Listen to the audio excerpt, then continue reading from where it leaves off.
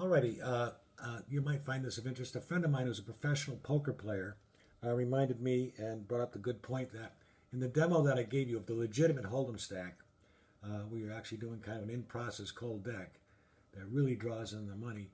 You really wouldn't use the cards that I used. I used to keep it simple, keep clarity in the spectator's mind, and all to avoid confusion. And also to have maximum dramatic effect. It's great to have jacks, queens, kings, and aces, and the royal flush, and the full houses and all that. But that particular arrangement in reality would drive out some of your money players, some of your targets sooner than you'd want, or right away in at least one hand. So what I'm going to demonstrate for you is how a real cheat, a real hustler would set up the hands to maximize profits.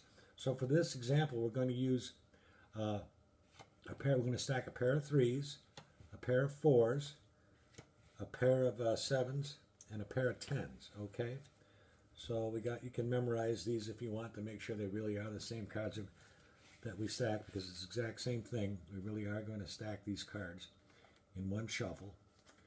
And of course, in the example, the layman will believe that these tens, even the poker players that you're demonstrating for, they probably are going to be the winning hand, but you'll see how it really plays out in a real gambling situation. So again, these cards are just simply placed on the top.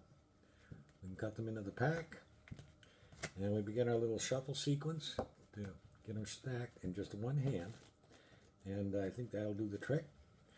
And now you'll see why this will draw the money and not drive out your players. Again, 5 hands dealt cleanly off the top. And what we've done here is the first player here has got a pair of threes. The second player's got a pair of fours.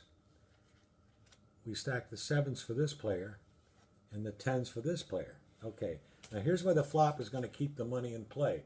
Right off the bat, the guys with the big blinds.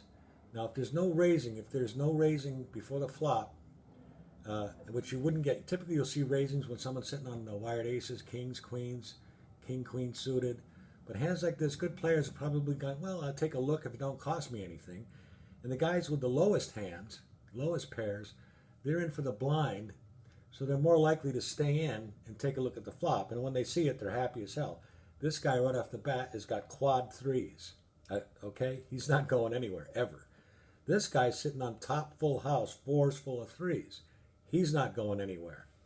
Now, the turn doesn't drive anybody out, but it makes it. Now, this guy's staying only in because he's the top pair. He doesn't have any matches or anything, and neither does he. But they both they're reasoning, well, I'm still the top pair. I'm sitting on 2 pair. They're each thinking, let's take a look. It doesn't cost me anything. So there might be a round of betting, and then the turn. Now, the guys with the sevens, he's sitting on sevens full of threes. He knows he's the top hand, even if somebody else has full houses. They're not even thinking quads yet, because that's just statistically very low chance of that. The guy with the tens may fold here because he doesn't see any improvement, and because it's probably starting to cost him. These guys have got to be raising, but he might stay in. But if he's out, he's out. Now on the last card, this is the only guy you worry about. You don't want to lose him. There's the 7. Now he's got quad 7s. He's got quad 3s. He's fours full of 3s, still liking their position. And that's there's no flush chance here at all, but the chance of someone sticking in on the flop, there is a chance, but unlikely. Holding out, especially when the turn doesn't get positive. So I'm getting into too much detail here.